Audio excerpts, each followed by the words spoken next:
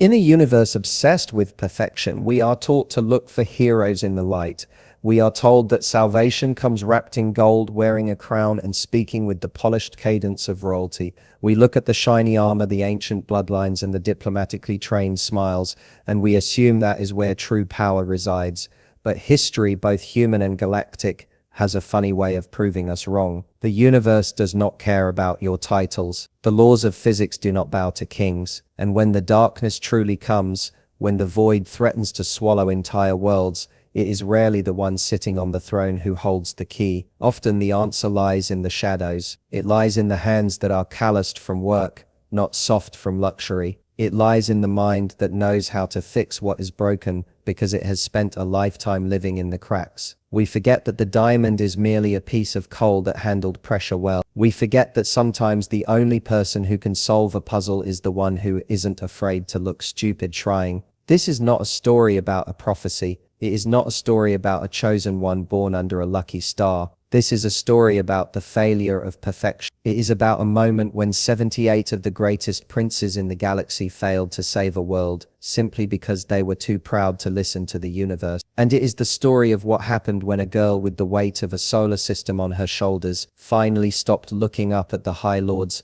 and looked down at the man mopping the floor. Because sometimes the person who saves you isn't the knight in shining armor. Sometimes he's just the guy trying to keep the place clean. The light of the three moons, Trion, Kalis, and the fractured shard of Vora, bathed the royal palace of Valyrias in a spectral, silver glow. From the outside, the palace was a miracle of architecture, a soaring needle of crystalline glass and white stone that seemed to defy gravity, piercing the violet sky like a spear made of starlight. To the billions of citizens living in the lower districts, this spire was a beacon of hope and divine order. But to Princess Ayla, standing alone on the high observation deck, the shimmering walls did not look like a home. They looked like the bars of a very expensive, very beautiful cage. The wind at this altitude was thin and cold, biting at the exposed skin of her arms, but Ayla did not move to close the thermal shutters. She needed the cold. It was the only thing that felt real in a life suffocated by protocol and expectation. She adjusted the heavy ceremonial sash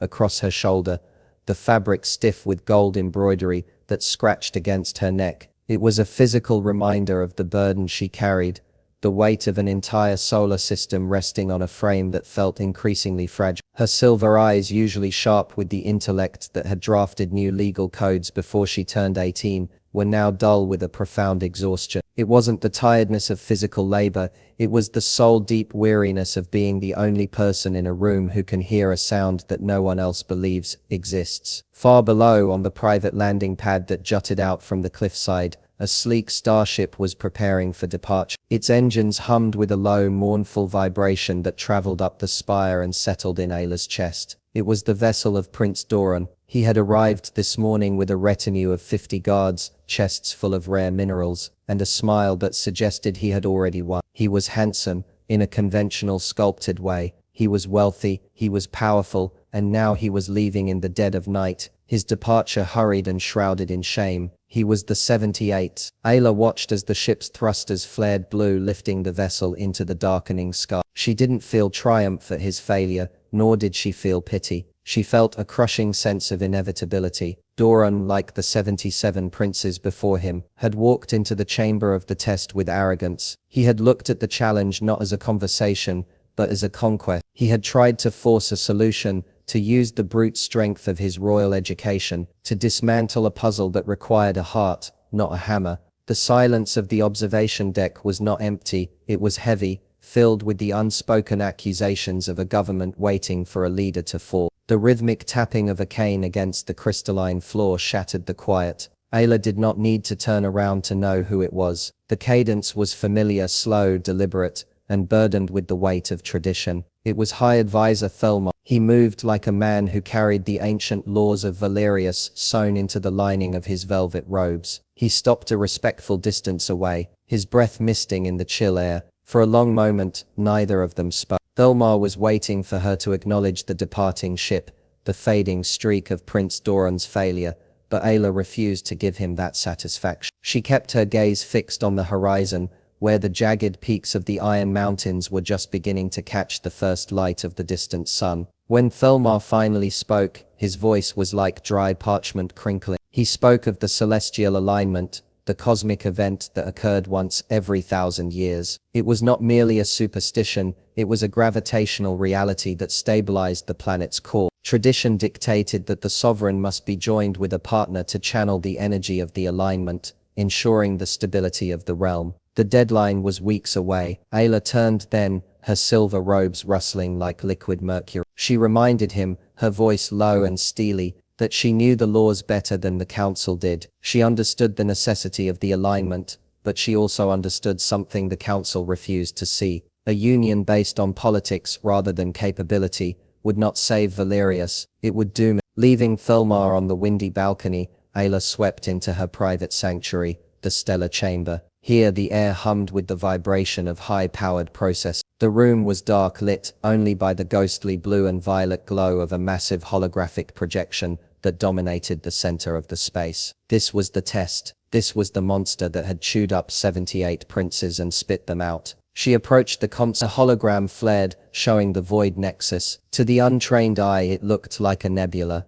a beautiful swirl of purple gas, but Ayla saw it for what it was, a graveyard. The nexus was the greatest cosmological riddle of their age. It defied physics, it defied logic, and Valyrias, sitting on the edge of this anomaly, was slowly being pulled into its influence. The atmosphere in the stellar chamber was thick with tension. Then a sound cut through the gravity of the moment, a sound so mundane, so comically out of place, that it felt like a hallucination. Squeak, squeak, thump. Ayla turned. A grey-wheeled maintenance trolley was shoved into the room. Pushing it was a figure who looked nothing like the silk-clad courtiers. He was wearing a faded grey jumpsuit. His hair was messy. He was humming a tune to himself, completely oblivious. It was a human, Tyler Grant, a janitor from Earth, and as he looked up at the impossible puzzle swirling in the air, he didn't look afraid. He looked curious. The silence that followed Tyler's clumsy introduction was so profound it felt heavy,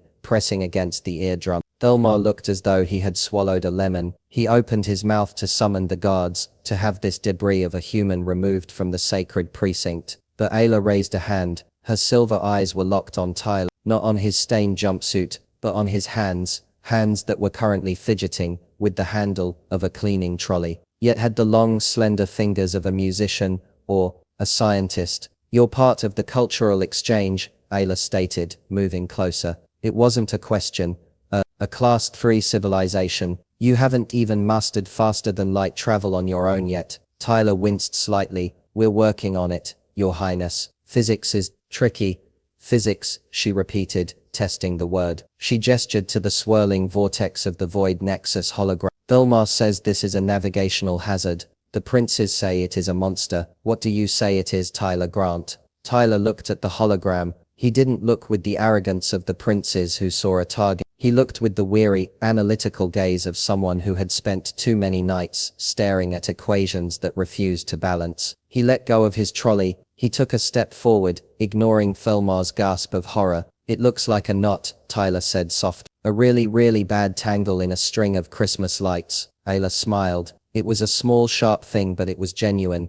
"Thelmar," she said, her voice ringing clear in the chamber, "administer the test." Thelmar choked. "Highness, he is a janitor. He cleans the waste chute." "This is blasphemy against the celestial alignment. The law says I must choose a partner who can solve the riddle," Ayla countered, her tone turning to ice. "It does not specify his species, his rank, or his employment history. Administer the Thelmar, trembling with suppressed rage, tapped a command into the console. The room darkened further. The hologram expanded, swallowing the space, until Tyler, Ayla, and the advisor were standing inside the simulation of the void nexus. Purple lightning crackled silently around. Gravity data scrolled in the air like falling rain. "You have 24 hours," Thelmar spat the words out. "Though I doubt a primitive mind can comprehend the first variable." Tyler stared up at the swirling chaos. For a moment, the sheer scale of it threatened to crush him. He was just a guy who had lost his scholarship because he burned down a lab by accident. He was the guy who unclogged drains. He wasn't a savior. He looked at Ayla, expecting to see mockery. Instead, he saw a desperate, terrifying hope. "It's not a test of strength, Tyler," she said softly, her voice cutting through his panic. It's a test of seeing. Show me what you see. Tyler took a deep breath. It smelled of ozone and stale floor wax. He reached into his pocket, pulled out a laser pointer, a tool for playing with the palace cats during his breaks, and stepped up to the interface. Okay, he whispered to himself. Big scary space knot. Let's see where the strings go. The next hour was excruciating for Thelma, and mesmerizing for Ayla. The princes had always attacked the simulation. They fired virtual torpedoes, they deployed energy shields, they tried to bore a tunnel through the anomaly. Tyler did none of that. He walked around the hologram. He crouched down to look at it from below. He tilted his head. He didn't touch the offensive controls. He played with the diagnostic layers. He stripped away the radiation view, then the gravity view, leaving only the raw energy flow. He's doing nothing,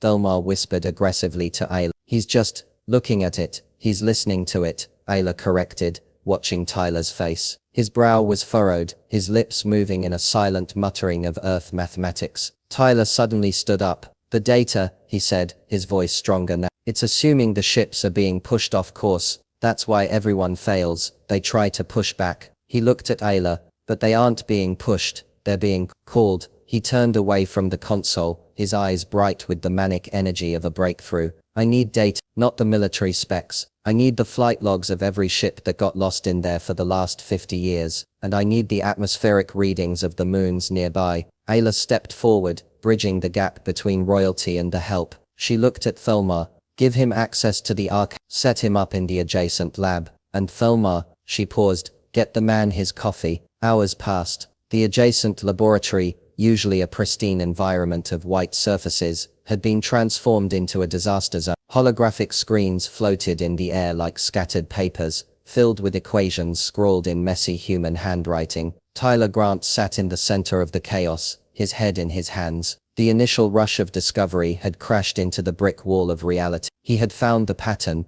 the breathing of the nexus, but he couldn't predict it. He stood up and paced. It doesn't make sense, he muttered, to the empty room. Standard wave mechanics say it should repeat. Why doesn't it repeat? The door hissed open. Ayla walked in. She had changed out of her ceremonial robes into something simpler. You're stuck, she said.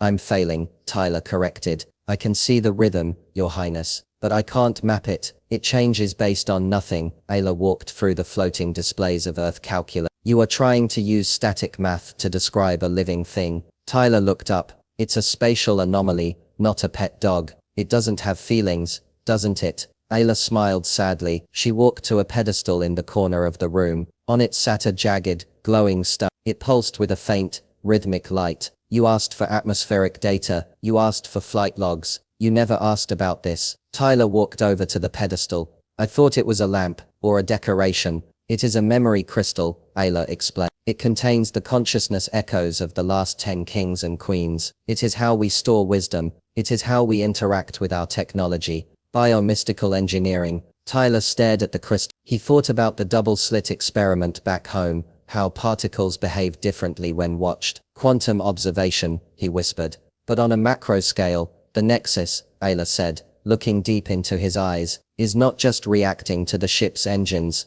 It is reacting to their pilots. It is reacting to their fear, their aggression, their desire to conquer. The realization hit Tyler like a physical blow. He rushed back to his workstation. The princes, they went in with warships, aggressive intent, and the Nexus responded with aggression. We don't need a shield. We need to change the input signal. We need to change the vibe.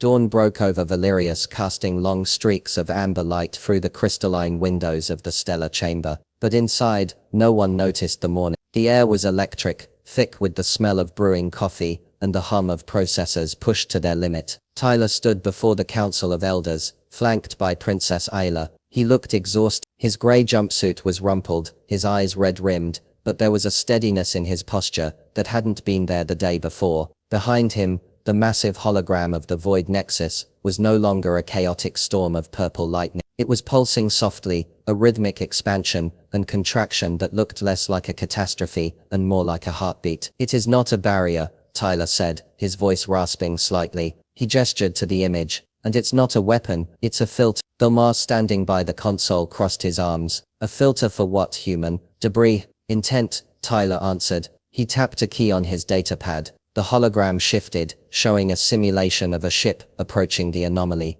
The Nexus is a bioreactive energy field, on a stellar scale. It reads the harmonic resonance of a ship's drive core, which thanks to your biomystical engineering, is linked to the pilot's neural state. If you approach it with aggression, it mirrors that aggression, and rips you apart. If you approach it with fear, it spins you in circles. Ayla stepped forward, her voice ringing with quiet authority. We have been trying to shout at the storm to make it stop. Tyler has discovered that we need to sing to it. Tyler nodded. It's like a giant tuning fork. If you hit it with a hammer, it just rings with noise. But if you resonate with it at the right frequency, you can pass right through. He activated the final simulation. On the screen, a small ship approached the Nexus. Instead of shields or weapons, it projected a complex oscillating energy pattern, a song of calm structured harmonics. The Nexus didn't tear the ship apart. It opened, the purple clouds parted, revealing a stable corridor through the void. The room fell silent. For centuries the greatest minds of 7 systems had thrown math and firepower at the problem. A janitor from Earth had solved it by treating the universe like a nervous animal that just needed to be calmed down. "It's elegant," murmured one of the elder council women, staring at the display.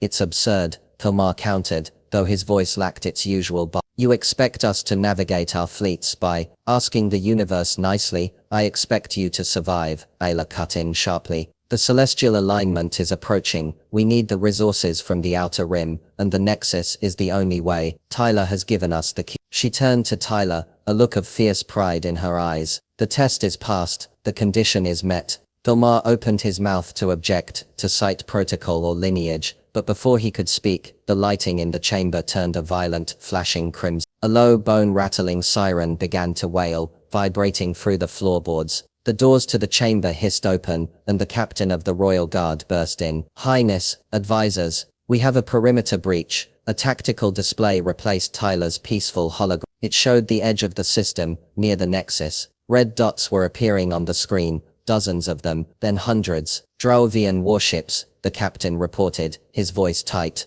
"They didn't use the standard jump lanes. They came through the Nexus." Tyler stared at the screen. "How? I just figured out the theory. How did they? They didn't solve it," Ayla said, her face pale as she studied the readings. "Look at the energy displacement. They didn't resonate with it. They overloaded it." The Drauvian fleet, massive and jagged, like floating shards of obsidian, had used a brute force energy surge to tear a temporary hole in the anomaly. They had traumatized the Nexus to break through, and now they were burning hard toward Valyria. "They will be in orbital bombardment range in 4 hours, the captain stated. "Our fleet is scattered. We cannot stop them." Tomar sank into a chair, his face grey. "It is over. The alignment, the kingdom, everything." Tyler looked at the red dots, then at the terrified council, and finally at Ayla. He saw the same resignation in her eyes that he had seen on the balcony. She was ready to die with dignity. She was ready to go down with her ship. But Tyler was a janitor. He fixed things that were broken. And right now the sky was broken. "No," Tyler said. He grabbed his datapad. "It's not over. They tore a hole in the Nexus, right? That means the Nexus is currently very, very angry." He looked up, a reckless human grin spreading across his face, the kind of grin that usually preceded a very bad idea. "I think I know how to make it snap back." Tomar looked up. "What are you suggesting, human?" "I'm suggesting," Tyler said, rolling up the sleeves of his grey jumpsuit, "that the Drovians left the door open, and we're going to slam it on their fingers." The strategy room was chaos. Generals were shouting orders to fleets that were too far away to. Advisors were weeping into their hands. In the center of the storm, Tyler Grant was drawing on a whiteboard with a marker he had fished out of his pocket. "The Drovians are using a suppression field to keep the Nexus open behind them," Tyler explained rapidly to Ayla and the skeptical General Nayari. "It's like holding a door open with your foot. If we can disrupt that field, the Nexus will naturally try to heal itself." "And how do we disrupt a military-grade suppression field?" General Nayari asked, looking at the janitor with disdain. "We have no warships in position. Any ship that gets close enough to fire will be vaporized." "We don't need a warship," Tyler said, capping his marker with a click. "We need a broadcaster. We need to fly into the mouth of the Nexus and play a counter song. A discordant noise, so loud and so annoying that the Nexus spasms and slams the door shut." "You want to create a cosmic feedback loop," Ayla realized, her mind catching up to him. "Like a microphone too close to a speaker," Exactly, Tyler pointed at her. We annoy the universe into saving us. It's suicide, Nayari declared. The ship that broadcasts that signal will be right between the angry Nexus and the Drauvian rearguard. I'll go, Tyler said immediately. He looked down at his trembling hands, then balled them into fists. I figured it out. I can tune the frequency. I know the math. You can't fly a starship, Ayla said softly. I can drive a floor polisher, Tyler quipped weakly. It's all just steering and not hitting things. No, Ayla interrupted, her voice steel. She turned to the general. Prepare the Stellar Javelin. It's the fastest ship we have, and it has the most advanced sensor array for the broadcast. Highness, you cannot, Pilmar began. I am the only one who can interface with the ship's biocore at the speed we need, Ayla declared. She turned to Tyler, and you are the only one who knows the math. We go together. 10 minutes later they were sprinting down the docking. The Stellar Javelin was a masterpiece of Valyrian engineering, sleek, silver, and shaped like a teardrop. It looked fragile compared to the Drauvian dreadnoughts looming under sensors. Tyler threw his bag of tools and his datapad into the co-pilot's seat. The cockpit was a swirl of holographic displays and organic curves. It smelled of sterilized air and lavender. Strap in, Ayla ordered, sliding into the pilot's harness. Her movements were fluid, practiced. She wasn't the sad princess on the balcony anymore, she was a warrior. Tyler fumbled with the alien buckles. Just for the record, he muttered, as the engines hummed to life, vibrating through his spine. If we survive this, I'm asking for a raise. Ayla glanced at him, her eyes shining with adrenaline. If we survive this, Tyler, you can have the whole palace. They launched. The G-force slammed Tyler back into his seat, as the javelin shot out of the atmosphere, screaming toward the purple bruise of the Void Nexus. Inside the ship, the tension was palpable. Ayla was flying with incredible precision, dodging debris and the long-range sensor sweeps of the enemy fleet. Tyler was hunched over the engineering console, arguing with the ship's AI and the chief scientist, Larexa, over the comms. The frequency must be exact. Larexa's voice crackled in his ear. If you are off by 0.04 microhertz, you will simply destabilize the local gravity and crush your own ship. It doesn't need to be exact, it needs to be loud. Tyler yelled back, his fingers flying across the alien interface, bypassing safety protocol. We're not trying to perform surgery here, Larexa, we're trying to start a riot. I'm routing the engine power through the main deflector dish to amplify the signal. That will melt the dish. Larexa screamed, it's a one-time use. Tyler countered. Look on Earth, when the TV doesn't work we hit it. That's what we're doing. We're hitting the Nexus. Drauvian patrol ships at 12 o'clock. Ayla shouted, Tyler, I need that signal ready in 2 minutes, or we're going to be space dust. Tyler looked at the mess of data before him. The alien tech was too rigid, too safe. He took a deep breath, pulled out his multi-tool, and ripped open the panel beneath the console. He saw the bio-coupling cables. Okay, he whispered to the ship. Sorry about this, darling. This is going to... He jammed 2 power couplings together, bypassing the regulator. Sparks showered onto his lap. The console lit up with a warning in angry red alien script, but the power output spiked by 300%. Signal ready, Tyler shouted, wiping sweat from his eyes. Get us in close, Prince. Let's make some noise. The javelin dove into the wreckage, a tiny silver arrow, aiming for the heart of a chaotic god. They were alone, they were outgunned, and their only weapon was a modified radio signal and human stubbornness. The stellar javelin wove through the graveyard of space debris, a silver needle threading a path through floating iron carcasses. Outside the viewport, the Drauvian fleet was a terrifying wall of jagged metal, their engine exhaust painting streaks of neon green against the blackness. Tyler's hands flew across the modified console. We have a problem, he yelled over the roar of the engines. The Drauvian suppression field. It's oscillating. They aren't just holding the door open. They're changing the lock every few seconds. Ayla banked the ship hard to the left, dodging a stray energy blast that sizzled against their shields. What does that mean for your counter song? It means if I just blast noise, they'll filter it out in 10 seconds. Tyler admitted, panic rising in his chest. We need something stronger. We don't just need to annoy the Nexus. We need to convince it to wake up and bite the hand that's holding it open. He looked at Ayla. Her face was set in a mask of grim determination, but he could see the tremor in her hands on the flight yoke. They were 2 gnats trying to derail a freight train. We need a backup, Tyler said, his voice dropping. If the signal fails, we're dead. Valyrias is dead. Ayla reached into her flight suit and pulled out a pendant. A smaller, purified version of the memory crystal he had seen in the lab. It pulsed with a frantic white light, reacting to the adrenaline in the cockpit. "There is a way," she said, her voice tight. "But it is forbidden. And dangerous." She unclipped the crystal and jammed it into the port on the central console. The ship's lighting shifted from combat red to a serene, blinding white. "The ship's core is bio-linked to me. This crystal amplifies neural intent. If we cannot disrupt the field with noise, we must disrupt it with will." Tyler stared at the glowing stone. "You want to telepathically shout at a black hole? I want to merge our minds with the ship's transmitter." Ayla corrected. "My knowledge of the Nexus and your perspective. Your chaotic, human ability to see patterns where others see noise." "Mind meld," Tyler muttered. "Of course, why not? Let's get intimate with the space storm. Give me your hand," Ayla ordered. Tyler reached across the center console. Her hand was cold, her grip surprisingly strong. As soon as their skin touched, the world dissolved. There was no transition. One moment Tyler was in a cockpit smelling of ozone. The next he was drowning in silver light. He wasn't just seeing Ayla, he was feeling her. He felt the crushing weight of the crown, a physical pressure on her spine. He felt the cold, sharp loneliness of growing up in a crystal tower, where affection was a transaction. He felt her fear, not for herself, but for her people. And Ayla felt him. She gasped as Tyler's mind flooded hers. It was warm. It was messy. It smelled of rain on hot asphalt, of cheap pizza shared with friends, of the crippling fear of failure masked by bad jokes. She felt his awe at the universe, an innocence her people had lost millennia ago. "You are so loud," her voice echoed in his head. Not spoken but thought. "Sorry." He thought back, instinctively trying to tidy up his mental space. "It's a human thing. We feel a lot." "Don't apologize." Ayla's presence wrapped around his. "It's beautiful.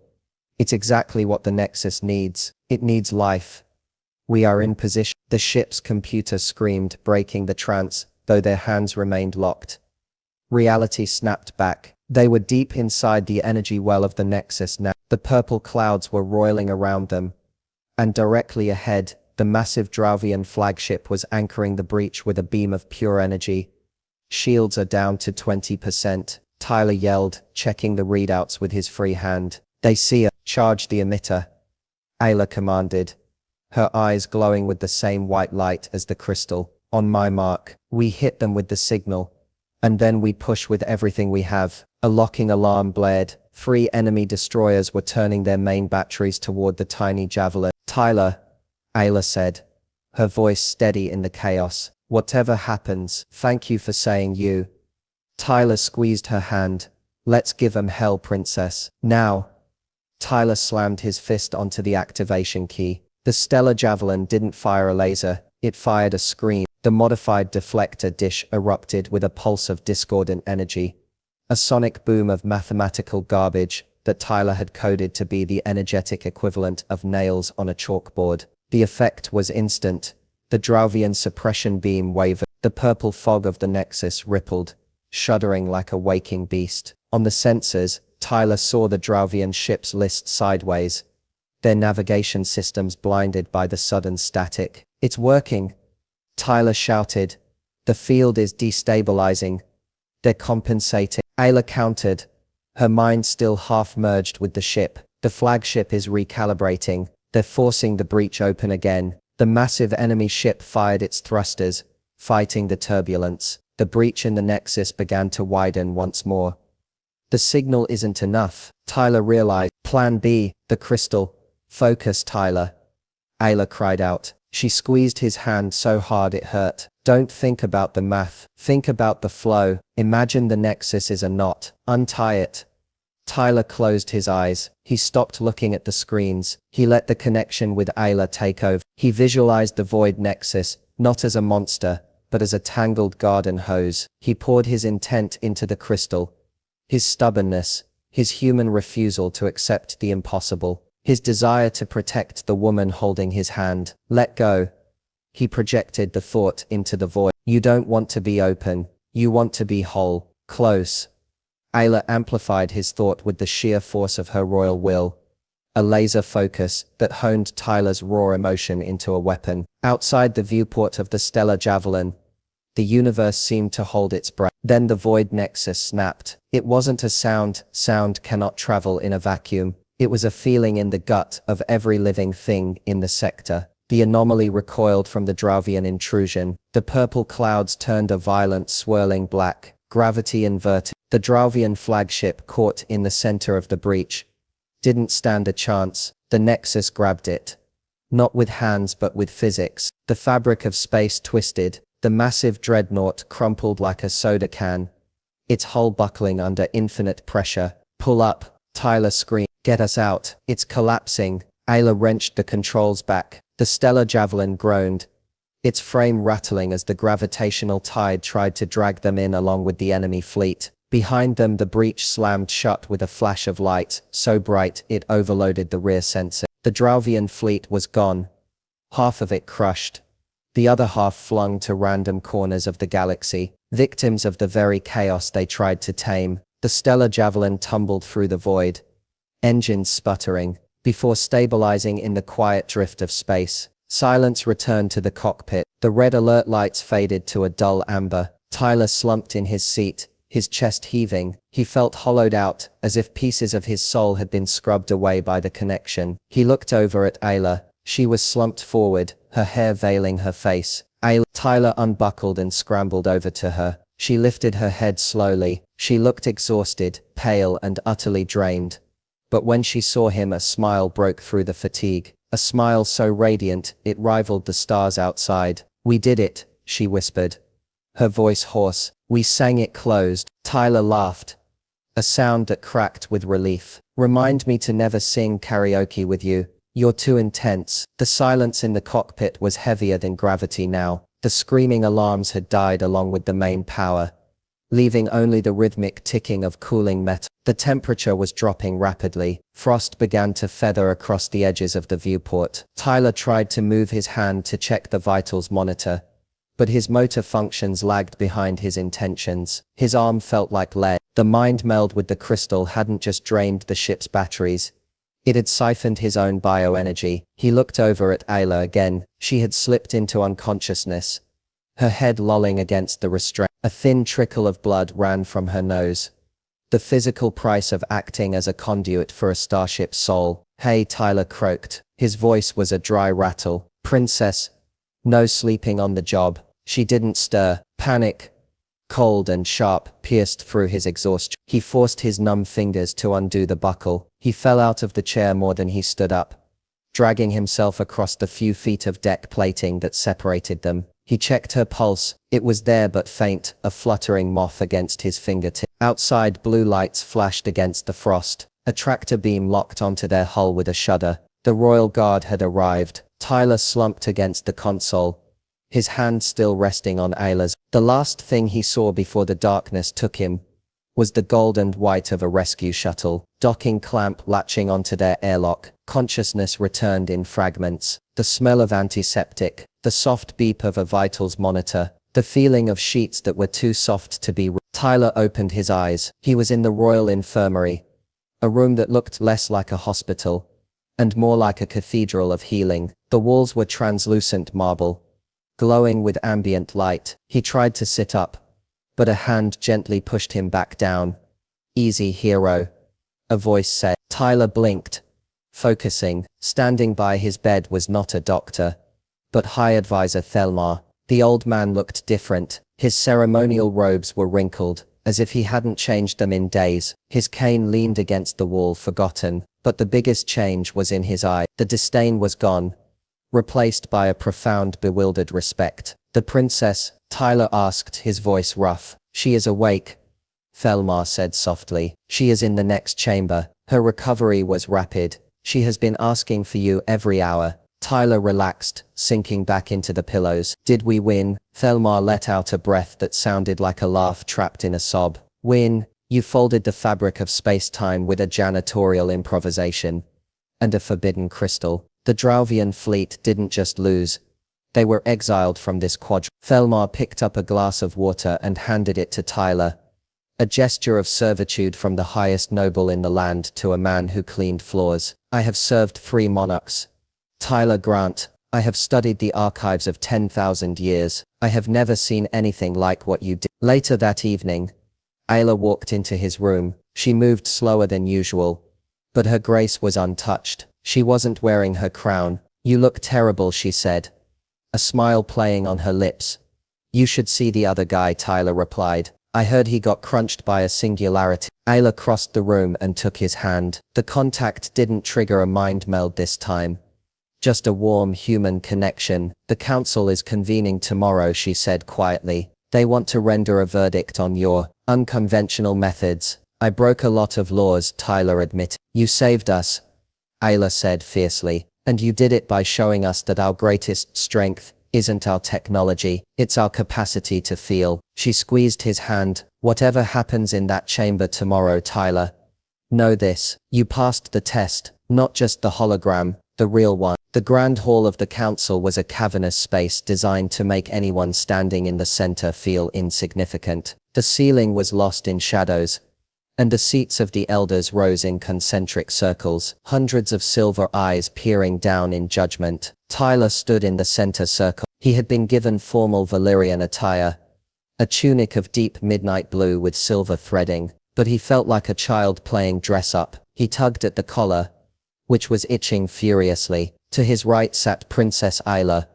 poised on the obsidian throne. She looked regal, distant, every inch the ruler, but Tyler caught the slight tapping of her finger against the armrest. She was nervous. Chief Elder Kalen rose from his seat. His voice was amplified by the acoustics of the room, booming like thunder. Tyler Grant of Earth, you stand before us a paradox. You are a cleaner of waste chutes who commanded the royal flagship. You are a primitive who utilized our most sacred technology. You saved the kingdom, yet you shattered our law. The question before this council is simple. Are you a hero to be rewarded, or a variable to be contained? Before Tyler could speak, Felmar stepped forward from the shadows. The sound of his cane striking the floor silenced the murmurs of the crowd. He is neither, Felmar announced, his voice ringing clear. He is a teacher. The room erupted in gasps. Felmar turned to the elders. For centuries we have stagnated. We believed our logic was absolute, our technology perfect. We stopped looking at the stars with wonder and started looking at them with calculation. This human, Felmar pointed a trembling finger at Tyler. He looked at the void nexus and saw a knot to be untied, not a wall to be broken. He brought humility to a room full of arrogance. Ayla stood up then. She didn't shout. She didn't need to. The law states that the one who solves the nexus test shall be the partner of the throne. It does not say he must be a prince. It does not say he must be Valyrian. It says he must be word. She walked down the steps of the dais until she stood next to Tyler. He risked his life when he had no stake in this war. He merged his mind with mine, and I saw his heart. It is a heart that does not seek power. It seeks only to fix what is broken. Chief Elder Kalen looked down at them, the alien princess and the human janitor, standing shoulder to shoulder against the weight of tradition. He looked at the holographic records of the battle, playing silently above them. He looked at the faces of the other elders, seeing the shift in their expressions. The fear of the new was being replaced by the gratitude of the living. Valyrias owes you a debt that cannot be paid in gold, Kalen said slowly. The council recognizes Tyler Grant as the servant of the next, and we recognize the claim of the princess. He looked directly at Tyler. Do you accept the burden of this station, Tyler Grant? Tyler looked at Ayla. He thought about his apartment on Earth, with its leaky faucet, and the mountain of student debt. He thought about the mop bucket, and the invisible life he had led. Then he looked at the woman who had seen him when he was invisible. I'm still learning the ropes, Tyler said, his voice steadying. I probably won't hold the fork correctly at state dinner. I might try to fix the warp drive with duct tape, but I promise you this, I will never stop looking for the solution that everyone else missed. The cheer that went up from the gallery was deafening. Ayla turned to him, Her eyes wet. You realized something, didn't you? She whispered. When I asked who could solve the test, everyone looked at the stars. I looked at the entire galaxy. Tyler. But the answer wasn't out there. She poked him gently in the chest. It was you. 3 months later, the royal palace had undergone a subtle transformation. In the great refectory, a new sound echoed off the high vaulted ceilings. Laughter. Tyler Grant, wearing a royal sash over a practical work shirt, walked through the hall carrying a flat cardboard box. All right.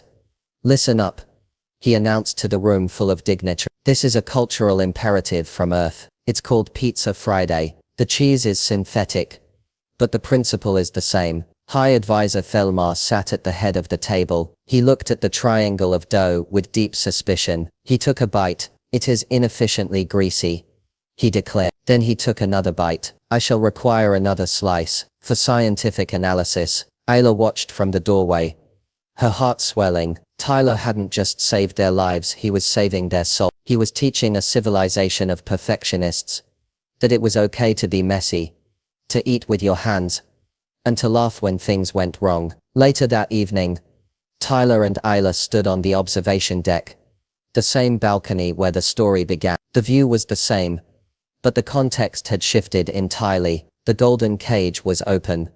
Tyler leaned against the railing, looking up at the void nexus. It was calm now, a swirling jewel in the night sky, pulsing with the gentle rhythm they had instilled in it. It was no longer a graveyard. It was a gateway. It's beautiful, isn't it? Tyler said. When it's not trying to kill you. It is. Ayla agreed. She turned to him, the moonlight catching the silver in her eyes. My father used to tell me that a ruler must be like stone.